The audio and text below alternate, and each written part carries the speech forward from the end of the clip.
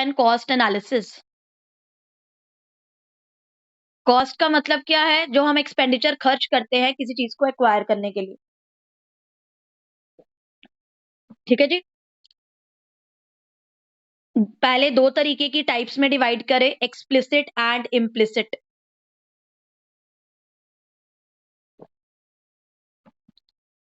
अगर मैं रेंट पे जगह लेकर आपको पढ़ा रही होती तो जो मैं रेंट पे कर रही हूं वो एक्सप्लिसिट कॉस्ट है, और अगर मैं जो रेंट है, अगर जो रेंट है वो मैं अपने घर पर ही क्लास लगा रही हूं तो उस वो रेंट वाला जो अमाउंट होगा, क्योंकि खुद ही कर लिया, तो that will be implicit cost. घर का ही पैसा लगा, मतलब बाहर से हमें कुछ खर्चना नहीं पड़ा, that is implicit cost. Clear हुआ? आपका माइक म्यूट है Akanksha. Yes yes ma'am. Next is production cost, selling cost.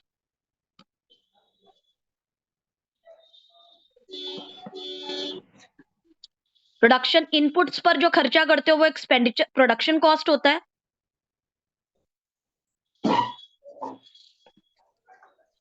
बोल दिया ग्रुप में सबको आने के लिए? नहीं, एक मिनट डालते हैं।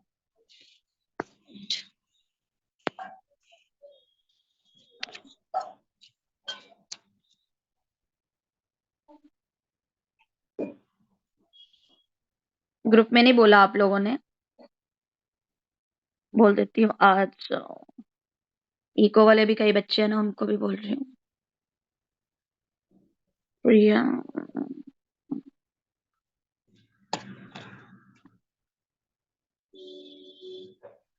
चलिए।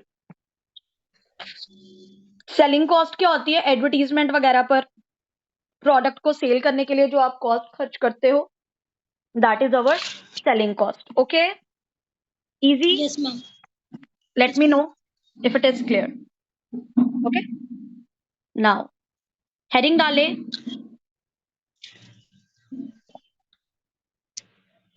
क्या प्रोडक्शन कॉस्ट में मशीन की कॉस्ट, सैलरीज एम्प्लॉयज की, ये सब आता है? बताओ। Yes ma'am. Cost of machinery तो मशीन, आएगा। सैलरी टू एम्प्लॉयज आता है? Yes ma'am. प्रोडक्ट बनने तक का सारा खर्चा आता है प्रोडक्शन में, आता है। सेलिंग कॉस्ट में क्या आता है? एडवर्टीजमेंट, प्रमोशन, सेल्स वगैरह। ओके, ठीक है। प्रोडक्ट बनने तक का। अपॉर्चुनिटी कॉस्ट क्या होता है? Next best alternative foregone.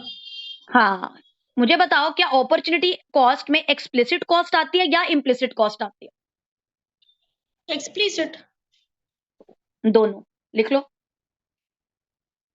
हाँ एक्सप्लिसिट। एक्सप्लिसिट में दोनों कॉस्ट आती है।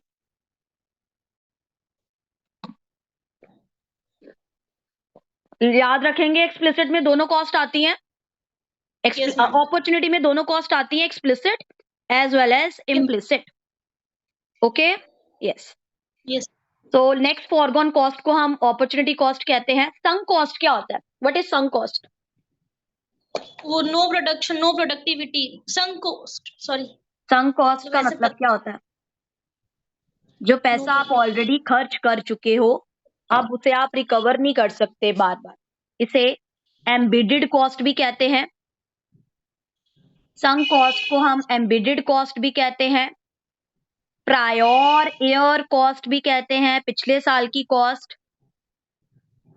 स्ट्रैंडर्ड कॉस्ट भी कहते हैं, संक कैपिटल भी कहते हैं। Stranded, not standard. STRANDARD, strand, Strang होता है ना, स्ट्रिंग से स्ट्रैंग, STRANDARD,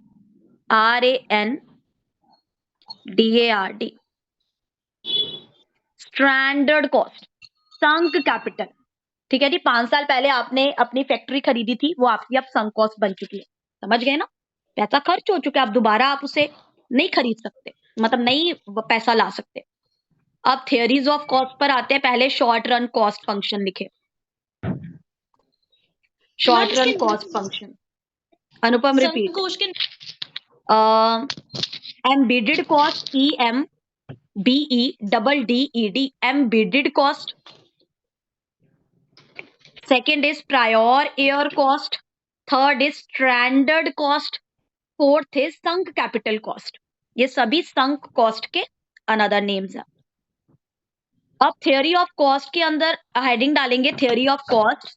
पहला लिखे शॉर्ट रन कॉस्ट के, पहले शॉर्ट रन लिखे, उसके अंदर मेन दो कंपोनेंट्स होते हैं, total fixed cost, total variable cost.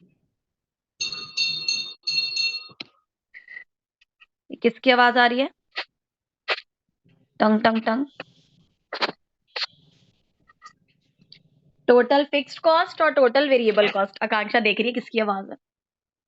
तो टोटल मंदिर का हाँ, total cost is equal to total fixed cost plus total variable cost. पहले लिखो total cost is equal to total fixed cost और टोटल वेरिएबल कॉस्ट. ओके. अब total fixed cost समझते हैं. टोटल फिक्स्ड कॉस्ट जैसे आपने कमरे का रेंट देना ही देना है. आइसक्रीम वाला है. ओके अर्चना. टोटल फिक्स्ड कॉस्ट, कभी डॉग्स आते हैं कभी आइसक्रीम वाला ही. टोटल फिक्स्ड कॉस्ट में आ जाता है जो हमने रेंट खर्चना ही खर्चना है. अपने परमानेंट वर्कर्स रखे हैं, उनको वेजेस देनी है. ठीक है जी. मतलब चाहे आपका आउटपुट मैक्सिमम हो चाहे जीरो हो, फिक्स कॉस्ट जो टोटल फिक्स कॉस्ट होती है वो हमेशा सेम रहती है, क्योंकि किराया बढ़ेगा नहीं. हाँ, 3-4 साल बाद बढ़ जाता है. समझ गए टोटल फिक्स कॉस्ट का मीनिंग? चाहे आपका आउटपुट मैक्सिमम है चाहे कम है, पर ये होगा ही होगा. इसको टोटल फिक्स कॉस्ट को ओवरहेड कॉस्ट कहते हैं, सप्लीमेंट्री कॉस्ट कहते हैं, इनडायरेक्ट कॉस्ट कहते हैं, जनरल कॉस्ट कहते हैं, अनअवॉइडेबल कॉस्ट कहते हैं. Overhead, supplementary, indirect, general, unavoidable, total fix cost के दूसरे नाम. अब टोटल फिक्स कॉस्ट का स्लोप कैसे होता है, ये जब आप ये स्लाइड देखोगे ना, मैंने डायग्राम बना दिया आपकी स्क्रीन पर, अभी नहीं आपको दिखेगी. हॉरिजॉन्टल वाली, जो हॉरिजॉन्टल टू एक्स एक्सिस होती है ना, सीधी वाली, वो. क्लियर हो गया सबको? Total fixed cost. ओके, समझ गए? चाहे आपका प्रोडक्शन जितना मर्जी है, यूनिट ऑफ आउटपुट जितने मर्जी है, कॉस्ट फिक्स ही रहेगी, आउटपुट जितना मर्जी हो. ओके. Yes ma'am. चाहे आपका आउटपुट 0 है फिर भी टोटल फिक्स कॉस्ट प्रेजेंट रहती है. ओके, याद रखें. नाउ टोटल फिक्स्ड कॉस्ट के बाद, हम किसके बारे में बात करेंगे? किसके बारे में बात करेंगे? Variable cost.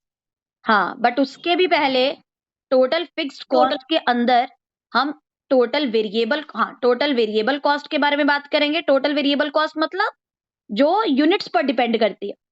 तो अगर 0 आउटपुट है तो वेरिएबल कॉस्ट क्या होगी? 0. तो नहीं वो होगी, है ना. और इसे लिखे टोटल वेरिएबल कॉस्ट की जो शेप होती है इनवर्स एस होती है. हाँ जी मैम, वेरिएबल कॉस्ट तो चेंज हो जाती है यूनिट वाइज. हाँ, यूनिट वाइज. पर अगर 0 आउटपुट है तो वेरिएबल कॉस्ट 0 रहेगी ना, क्योंकि आउटपुट ही 0 है. समझ गए ना? तो टोटल वेरिएबल कॉस्ट 0 रहती है 0 आउटपुट पर. ठीक है ना. और यूनिट वाइज ये बढ़ती है. और ये इनवर्स एस की शेप लेता है. इधर मैं डायग्राम में बना दूंगी, इधर टोटल वेरिएबल कॉस्ट की डायग्राम में अभी मैं बना रही हूँ, पर आपको अभी नहीं दिखेगी जूम क्लास में. हाँ, ये आपने पूरा बनाया हुआ है. Yes, very nice. ये टोटल वेरिएबल कॉस्ट. यस, ये ऐसे स्टार्ट होगी. Very nice. That is total very. Obviously आप सबको ये पता है, जस्ट एक बार हम रिफ्रेश कर दें. अब हेडिंग डालें इसी के अंदर एवरेज कॉस्ट. एवरेज कॉस्ट कैसे निकलेगी? दोनों की, average fixed cost, average variable cost. Average fixed cost,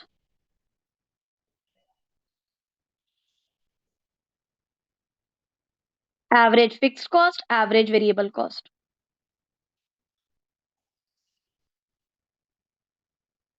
लिखो. Hyperbola AFC. हाँ, very nice, very nice. So लिखो average fix cost is equal to average fix cost divided by output, fix cost divided by output, और average variable cost is equal to variable cost divided by output, variable cost divided by output. ठीक है ना, या फिर हम इसको बोल सकते हैं TC divided by Q.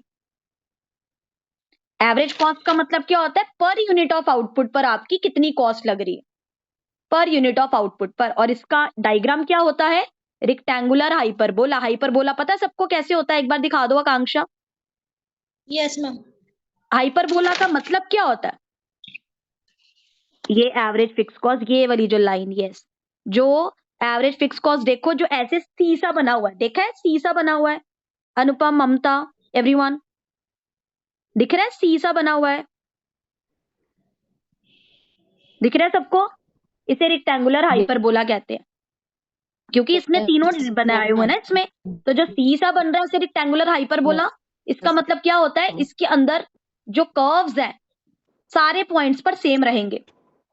Rectangular hyperbola का क्या मतलब है, area under curve remain same at all points, area under curve remain same at all points.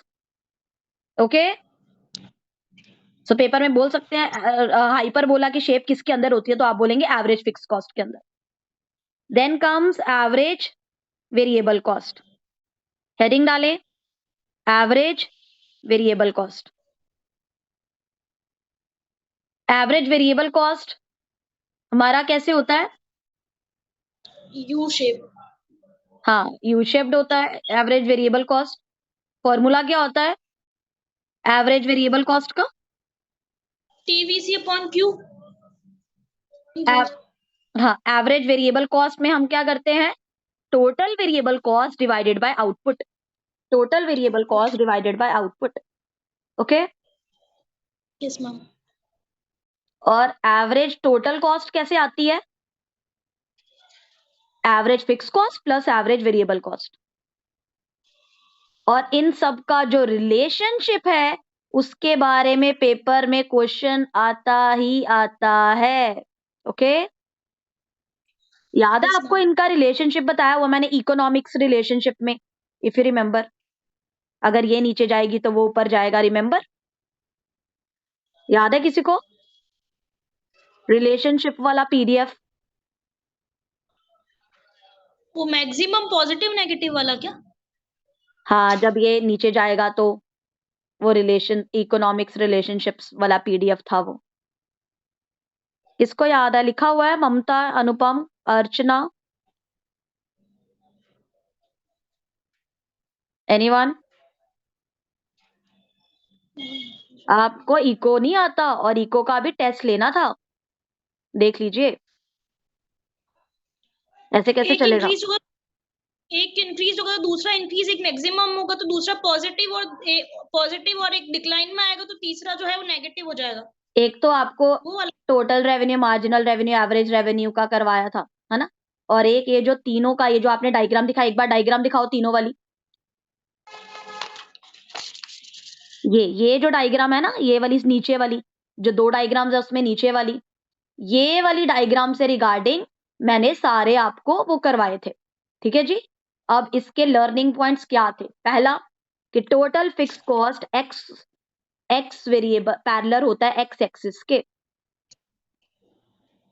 Total fix cost parallel होता है एक्स एक्सिस के, टोटल कॉस्ट स्टार्ट होती है intercept से, इंटरसेप्ट से मतलब जहां पर टोटल फिक्स्ड कॉस्ट होती है ना उसके ऊपर के पॉइंट से टोटल कॉस्ट स्टार्ट होती है, इंटरसेप्ट। और टोटल वेरिएबल कॉस्ट 0 पॉइंट से, जो ओरिजिन होता है, टोटल वेरिएबल कॉस्ट 0 पॉइंट से, क्योंकि टोटल वेरिएबल कॉस्ट अगर आउटपुट 0 है तो वो भी 0 होगा ना, total variable cost start from origin 0। Okay, yes ma'am. And total cost total fixed और वेरिएबल के प्लस होता है, टोटल वेरिएबल कॉस्ट आएगा टोटल कॉस्ट में से फिक्स कॉस्ट माइनस करके।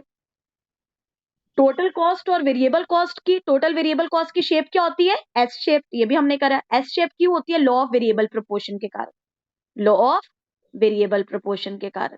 ये हमने सिर्फ किसका रिलेशनशिप बताया है, ये हमने तब, ये रिलेशनशिप किस किस का है, लिखो total cost, total variable cost और टोटल फिक्स कॉस्ट का। ये जो मैंने आपको पॉइंट्स करवाए हैं total cost, total variable cost और टोटल फिक्स कॉस्ट के हैं। ओके, अब यस हम मैम। अब हम जो पॉइंट्स करेंगे वो हो गया वो जो डायग्राम जिसमें मार्जिनल कॉस्ट भी ऐसा डायग्राम बनाया हुआ है आकांक्षा, इसमें कॉस्ट है, एवरेज वेरिएबल कॉस्ट है। जूम मीटिंग इज म्यूटेड, एक सेकेंड।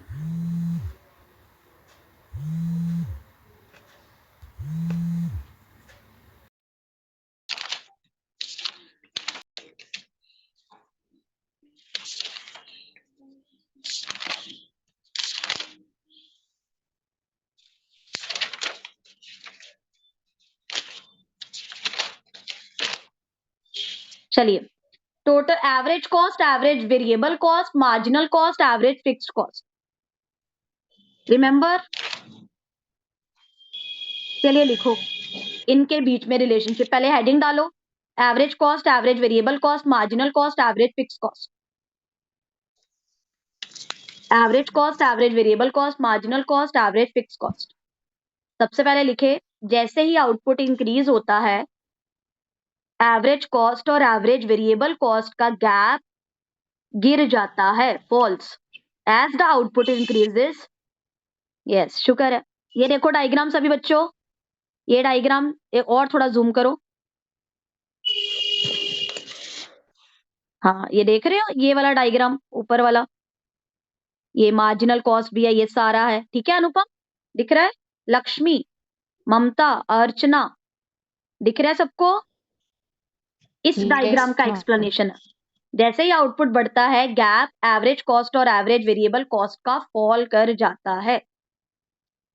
जैसे ही आउटपुट इंक्रीज करता है एवरेज कॉस्ट और एवरेज वेरिएबल कॉस्ट का गैप तो गिर जाता है, लेकिन एवरेज कॉस्ट और एवरेज फिक्स्ड कॉस्ट का जो गैप होता है वो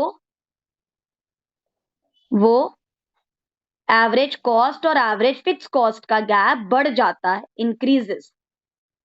एवरेज कॉस्ट और एवरेज वेरिएबल कॉस्ट का गैप कम हो जाता है आउटपुट के बढ़ने से, और एवरेज कॉस्ट और एवरेज फिक्स कॉस्ट का गैप बढ़ जाता है।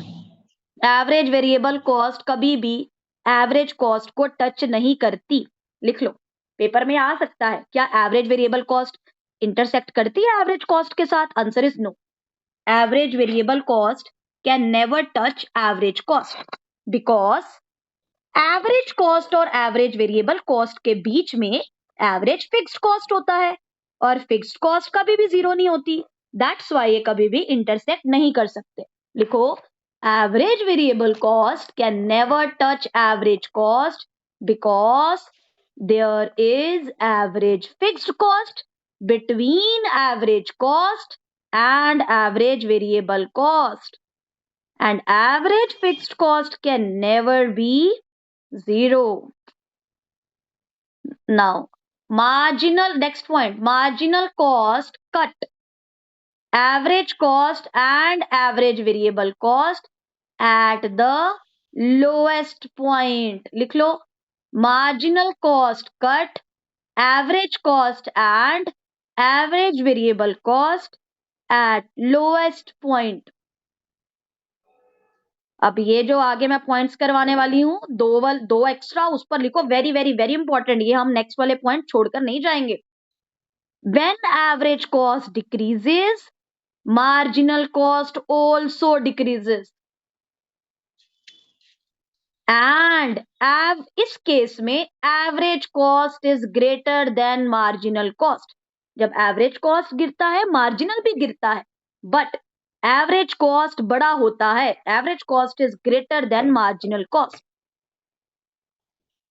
Next, when marginal cost rises, average cost also rises. याद रखना, डिक्रीज के केस में एवरेज कॉस्ट बड़ा होता है, इंक्रीज के केस में मार्जिनल कॉस्ट बड़ा होता है। लिखो, when marginal cost rises, average cost also rises, but इस केस में marginal cost is greater than average cost. Clear हुआ? क्लियर हुआ? Yes ma'am. क्या क्लियर Yes, हुआ ma'am. बताओ एक बार आकांक्षा, दोनों पॉइंट्स। मार्जिनल कॉस्ट रेज होगी तो एवरेज कॉस्ट भी रेज होगी, और अगर marginal cost greater than AC average cost. हाँ, अगर नहीं, इस केस में मार्जिनल कॉस्ट ग्रेटर देन होता है एवरेज कॉस्ट से। इसके ऊपर वाला पॉइंट डिक्रीज वाला बताओ। when the average cost decreases, MC also decreases, and जब average cost greater than marginal cost। समझ गए? ठीक है। और टोटल कॉस्ट इंक्रीज करता है जब डिक्रीजिंग रेट पर टोटल कॉस्ट बढ़ रही है लेकिन डिक्रीजिंग रेट पर। डिक्रीजिंग रेट का क्या मतलब होता है? मतलब लेट्स सपोज पहले आप 5 से 10 आए, 5 से 10 जब आप आए तो 5 से 10 के बीच में कितना गैप है? 5 का ना। 5। लेकिन जब आप 10 के बाद पता किधर आए? 12। अब 10 से जब 12 आए तो कितना गैप हो गया? 2। पहले आप ज्यादा अमाउंट से बढ़ रहे थे, अब आप डिक्रीजिंग रेट पर बढ़ रहे हो ना, क्योंकि 5 के बाद आप 2 से बढ़े। समझ गए? 5 के बाद 10 आए, 10 के बाद सिर्फ 12 आए, तो इसका मतलब क्या हुआ? Decreasing rate. समझ आई सबको? डिक्रीजिंग रेट क्या होता है? कहते हैं जब टोटल Yes, ma'am. कॉस्ट बढ़ता है लेकिन डिक्रीजिंग रेट पर, तो मार्जिनल कॉस्ट भी डिक्लाइन करता है। When total cost increases eight decreasing rate, marginal cost also decline. But अगर टोटल कॉस्ट इंक्रीज कर रहा है इंक्रीजिंग रेट से, फॉर एग्जाम्पल पहले 5 है, 5 के बाद आप 10 आए, अब 10 के बाद 20 आ गए, अब इंक्रीजिंग रेट हो गए ना। इसको लिखो एग्जाम्पल को 5, 10, 20। 5 से 10 का फर्क 5, लेकिन 10 से 20 का फर्क कितना हो गया? 10। 5 के बाद 10 का फर्क हुआ ना, तो इंक्रीजिंग रेट हुआ ना। तो जब टोटल कॉस्ट Yes. इंक्रीज करता है इंक्रीजिंग रेट पर, जब टोटल कॉस्ट इंक्रीज करता है इंक्रीजिंग रेट पर, तब क्या होता है? Marginal cost also increases. Marginal cost also increases. जब डिक्रीजिंग रेट पर बढ़ता है तो मार्जिनल कॉस्ट डिक्लाइन करता है, जब इंक्रीजिंग रेट पर इंक्रीज करता है तो मार्जिनल कॉस्ट भी इंक्रीज करता है। ओके, क्लियर हुआ? Yes, ma'am. ये बहुत Yes, ma'am. इंपॉर्टेंट था जो आपने याद करना था, लेकिन आप लोग, मुझे पता नहीं है किस तरीके के आप रिवीजन कर रहे हैं। ठीक है, प्लीज इसको पढ़िए। मार्जिनल कॉस्ट पता है ना, एडिशनल 1 यूनिट होता है। मार्जिनल कॉस्ट का फॉर्मूला लिख लो आप। अब थोड़े से फॉर्मूला कर लेते हैं। Change in total cost upon change in output. Change in total cost upon change in output. और मार्जिनल कॉस्ट की शेप भी यू शेप होती है। अब पेपर में, अब मैं थोड़े से क्वेश्चन पूछती हूँ, रिलेशनशिप आपसे पूछती हूँ एवरेज कॉस्ट और मार्जिनल कॉस्ट का। लिखो लिखो, एवरेज कॉस्ट और मार्जिनल कॉस्ट का। मुझे बताओ, जब एवरेज कॉस्ट गिरता है तो मार्जिनल कॉस्ट बड़ा होता है कि एवरेज कॉस्ट बड़ा होता है? बताओ। व्हेन एवरेज कॉस्ट फॉल, देखकर बताओ। अनुपम एवरेज बताओ, कॉस्ट। कोई भी, ममता बताओ, yes, Archana, Lakshmi. Ma'am average cost. Yes, when average cost falls, average cost is greater than marginal cost. लिखो, ये एवरेज कॉस्ट और मार्जिनल कॉस्ट का रिलेशनशिप है। Okay, average cost is greater. और जब एवरेज कॉस्ट बढ़ता है तो कौन बड़ा होता है? व्हेन एवरेज कॉस्ट राइजेस, बताओ Mamta. When average cost rises, marginal cost also rises and marginal cost बड़ा होता है एवरेज कॉस्ट से। Yes, when average cost rises, marginal cost is greater than average cost. Okay, ठीक है जी। और जब एवरेज कॉस्ट कांस्टेंट होता है तब क्या होता है? जब एवरेज कॉस्ट कांस्टेंट हो गया और अपने मिनिमम पॉइंट पर आ जाता है, उस केस में लिखो, when average cost is constant, marginal cost is equal to average cost. Marginal cost is equal to average cost. Okay, clear हो Yes, गया ma'am. सबको? पेपर में जाने से पहले कुछ करो ना करो, इनकम टैक्स वाले बच्चे इनकम टैक्स के ITR वाले चैप्टर्स करके जाएंगे ही जाएंगे, डिडक्शंस पढ़ के जाएंगे ही जाएंगे, इकोनॉमिक्स के ये रिलेशनशिप्स पढ़कर जाएंगे ही जाएंगे, और इंटरनेशनल बिजनेस की थ्योरीज तो आपके बेसिक में दिमाग में होती है। इंटरनेशनल बिजनेस का भी मैं क्लास लगाऊंगी ऐसे जूम पर, तो जो एक्स्ट्रा मैं जूम पर एफर्ट्स ले रही हूँ वो आप करके जाएंगे जाएंगे। समझ लग रही है सबको? लास्ट वाले डेज Yes, में ma'am. पढ़ना है। ओके, चलिए। सो अब थ्योरी ऑफ लॉन्ग रन में आओ।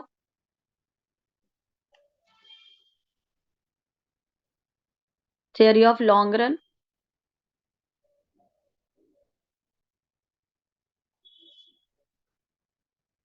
थ्योरी ऑफ लॉन्ग रन में इतना कुछ क्वेश्चंस नहीं आते, but still Lakshmi entered. Okay, Lakshmi को क्या हो गया? हम्म,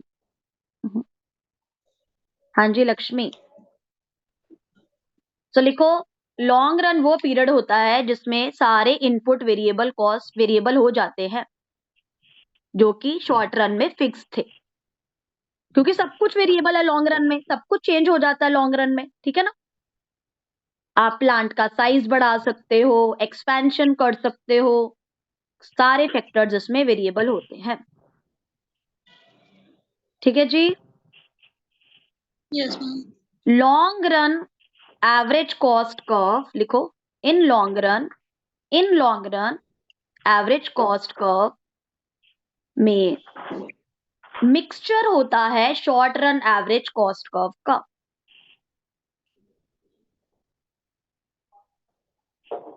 जहां शॉर्ट रन में आपके पास सिर्फ एक प्लांट होता है, लॉन्ग रन में बहुत सारे प्लांट्स होते हैं। प्लांट्स मतलब फैक्ट्रीज, जहां पर आप प्रोडक्शन करते हो, ठीक है? जहां पर शॉर्ट रन में एक प्लांट होता है, लॉन्ग रन में बहुत प्लांट्स होते हैं। और long run average cost curve के इससे हम टेबल से हम बता सकते हैं। लॉन्ग रन में कोई भी फिक्स्ड इनपुट नहीं होता, कोई भी फिक्स कॉस्ट नहीं होता, सारे इनपुट वेरिएबल कॉस्ट होते हैं। प्रॉफिट मैक्सिमाइजेशन हमारा फोकस होता है। Long run average cost is equal to long run total cost upon quantity.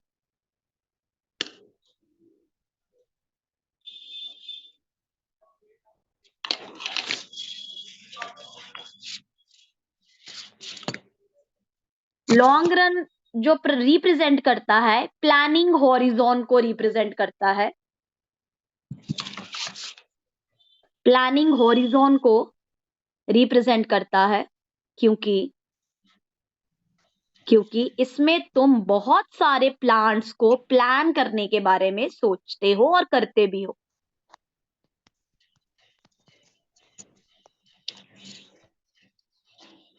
और सबसे इफेक्टिव आपका प्लान वही है जिसमें आप लोएस्ट पॉसिबल कर्व में मैक्सिमम आउटपुट प्रोड्यूस करो। Long run average cost is equal to least No, cost. हाँ जी, lowest maximum. लोएस्ट कॉस्ट में मैक्सिमम आउटपुट प्रोड्यूस करो। ओके, 10 मिनट में क्लास खत्म हो जाएगी। So what will be doing, मैं दूसरा लिंक आपको शेयर करूंगी। ओके, long run average cost is least possible average cost curve. Long run average cost is, लिख नहीं पा रहे जल्दी जल्दी, ऊपर वाली लाइन इतनी इंपॉर्टेंट नहीं है अनुपम, कोई बात नहीं, अभी मैं जो बोल रही हूँ ठीक है वो लिखो। Long run average cost is least possible average cost curve for producing various level of output. Long run average cost is least possible average cost curve for producing various level of output. And it is a mixture of long run average cost curve में short run average cost का mixture होता है ना? बड़ी सारी short run average cost को जब हम मिला दे तो long run average cost बन जाती है, ये भी लिख लो। So ये जो छोटी छोटी इतनी सारी short run average cost है 1 2 3 4 5, इन सबको प्लांट कर्व्स कहते हैं। ये हर एक प्लांट की अलग से शॉर्ट कर्व है। सो लिखो, the group of short run average cost is called plant curve. ये क्योंकि ऐसे ऐसे गोल गोल गोल गोल गोल गोल मिक्सचर होता है सबका। इधर मैं डायग्राम बना रही हूँ, जब आप रिकॉर्डिंग देखोगे ना आपको दिख जाएगा, ठीक है। मतलब एक जैसे यू शेप होता है ना, यू शेप के ऊपर बड़ी सारी शॉर्ट रन एवरेज कॉस्ट होती है, बड़ी सारी एक दूसरे के साथ इंटरसेक्ट कर रही होती है। तो जो ये लॉन्ग रन एवरेज कॉस्ट है is a curve which has scallops in it. Scallops. SCALLOPS. Scallops. Long run average curve को हम प्लानिंग कर्व और एनवेलप कर्व भी बोलते हैं। एनवेलप होता ना लिफाफा, वो वाला। यस, रिकॉर्डिंग मिलेगा ममता। रिकॉर्डिंग अनु लक्ष्मी को क्या हो रहा है, कभी क्लास में आ रही है कभी जा रही है। Yes, recording will be available. Ma'am ये आपने लॉन्ग रन कर्व में क्या बोला था, एक कोई वर्ड बोला था ना लॉन्ग रन। स्कैलप्स वाला। हाँ इसमें स्कैलप्स होते हैं, लाइक गोल गोल गोल कर्व्स बनते हैं ना, SCALLOPS। इसे एनवेलप कर्व भी बोलते हैं, प्लानिंग कर्व भी बोलते हैं। ठीक है जी, यस मैम। ठीक है जी। Yes ma'am. कहते लेकिन जब हम ज्यादा भी प्लांट्स ग्रो करने लगते हैं तो क्योंकि हमसे कंट्रोल नहीं हो पाता, लाइक इतना सारा कहते हैं ना, इतना सारा आप बिजनेस मैनेज नहीं कर सकते, तो उससे फिर हमारी कॉस्ट जो पहले कम होती है वो बढ़ने लगती है। इसीलिए इसका शेप भी यू होता है।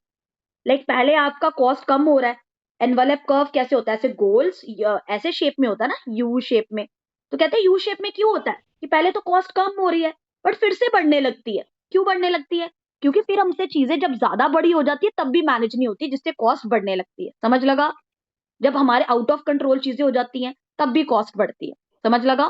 क्योंकि जब साइज ऑफ प्लांट बहुत ज्यादा लार्ज हो जाता है तब उसे कंट्रोल करना मुश्किल हो जाता है, इसलिए हमारी एवरेज कॉस्ट फिर से बढ़ने लगती है। इसीलिए इसे कर्व बनता है, मतलब यू शेप बनता है कि पहले कॉस्ट तो कम हो रही है, कांस्टेंट हुई, फिर बढ़ने लगी कॉस्ट। पता लगा क्यों बढ़ने लगती है कॉस्ट लॉन्ग रन में?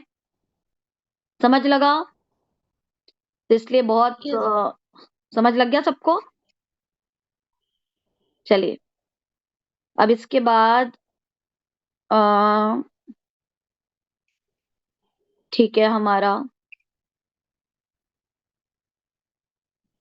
हाँ जी, एक और लिखो। कहते मॉडर्न थियोरी ऑफ कॉस्ट क्या कहती है कि जो long run average cost curve है वो सॉसर की शेप में, सॉसर होता है कप, कप होता है ना सॉसर, उसकी शेप में, SAUCER, सॉसर शेप का है लॉन्ग रन एवरेज कॉस्ट। कहते यू शेप का नहीं है, सॉसर शेप का है। समझ गए सभी बच्चे? मतलब बीच में फ्लैट हो जाता है। शॉर्ट सॉसर शेप ये है, यू शेप नहीं है, सॉसर शेप है। ठीक है जी? मतलब एक फ्लैट स्ट्रेच हो जाता है जब हमारी रिसर्च कैपेसिटी या कैपेसिटी हमारी क्या कहते हैं बढ़ नहीं पाती है उस केस में, क्योंकि हमारी कैपेसिटी लिमिटेड है इसके कारण। ओके, सो पेपर में आए क्या मॉडर्न कॉस्ट वाले ये कहते हैं? तो यस, ठीक है। और मॉडर्न थियरी ये सॉसर शेप किसको कहते हैं? शॉर्ट रन को। ये सॉसर शेप इन्होंने लॉन्ग रन को कहा है कि शॉर्ट रन को? शॉर्ट रन को लिखो, शॉर्ट रन को इन्होंने सॉसर शेप कहा है। और लॉन्ग रन को ये यू शेप नहीं कहते, ये लॉन्ग रन को एल शेप कहते हैं। मॉडर्न वाले लॉन्ग रन को क्या बोलते हैं? एल शेप कहते हैं। Okay, rather than U shape. Okay, yes ma'am. Next लिखो learning by doing curve. KJ Arrow ने ये दिया है learning by doing curve.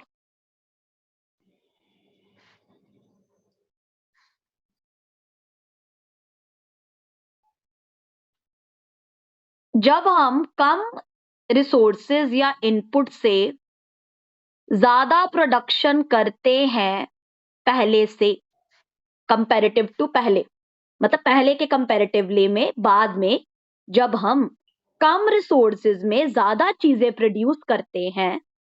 For example जब मैंने पहली बार यूजीसी का पढ़ाना शुरू किया होगा, हो सकता है मैंने 1 घंटे में सिर्फ 20 क्वेश्चंस करवाए हों और आज मैं 1 घंटे में 100 क्वेश्चंस भी करवा लेती हूँ। मतलब पता लग गया ना इसका? इसको कहते हैं लर्निंग बाय डूइंग कर्व, क्योंकि आपको एक्सपीरियंस हो चुका होता है। That is called learning by doing curve. तो लर्निंग बाय डूइंग कर्व किसने दिया है? लक्ष्मी कुमारी, बताएं। Who gave the learning by doing curve?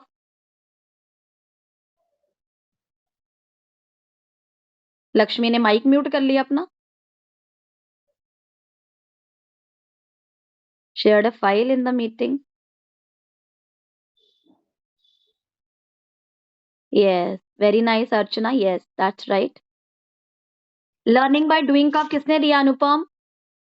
अभी बताया।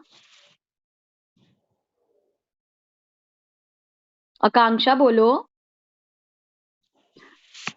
मैम वो केजे वर्ड क्या है? केजे एरो तो पूछना नहीं था। KR नहीं, KJ केजे एरो। एरो मतलब तीर वाला एरो होता ना, केजे, K.J.एरो।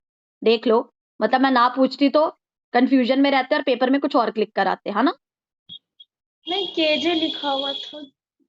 चलो कोई बात नहीं। केजे एरो, एरो मतलब एरो, ठीक है ना? और लर्निंग कर्व की शेप कैसे होती है? के आर करके नहीं, केजे लिख दी हूं मैं, केजे एरो, KJRO। ठीक है ना? के और जे कैपिटल आना, मैंने स्मॉल में लिखा। तो लर्निंग कर्व की जो डायग्राम है रिकॉर्डिंग से देख लेना, ये कैसे होती है। एक तरीके का ना, मतलब जैसे लेफ्ट से राइट जाना, लेकिन राइट में इसने क्या करना है, टच कर लेना है एक्सिस को, जो लाइन के ऊपर हमारा होगा इसको। ये हाँ, वाला क्या? Learning curve, yes. ये देखो सभी बच्चे, ये लर्निंग कर्व का डायग्राम है, देखो।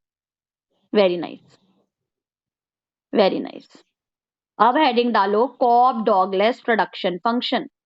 आपको पता है इसमें से भी पेपर में क्वेश्चन आते हैं। कॉब इक्वल डॉगलेस, टू हाँ आता है। हाँ, इक्वल टू कांस्टेंट और डिक्रीजिंग वन में डिक्रीज हो जाएगा और इंक्रीज वन से इंक्रीज होगा तो इंक्रीजिंग रेट हो जाएगा। हाँ, हेडिंग डालो कॉब डॉगलेस का प्रोडक्शन फंक्शन क्नूट विक्सेल ने दिया है। KNUT WICK, फर्स्ट नेम है इसका KNUT, फिर नेक्स्ट इसका सरनेम है WICKSEL। ये एम्पिरिकल स्टडी थी अमेरिकन मैन्युफैक्चरिंग इंडस्ट्री की, जिसमें y is equal to function of, मतलब f ब्रैकेट में K, L, जिसमें y है output, K is ma'am capital, क्या L है इज K लेबर। और L पर? y is equal to function of, मतलब y is equal to f, फिर ब्रैकेट लगाएंगे K, L। Okay, empirical study के बाद क्या बोला आपने? Empirical study of American manufacturing industry. Okay,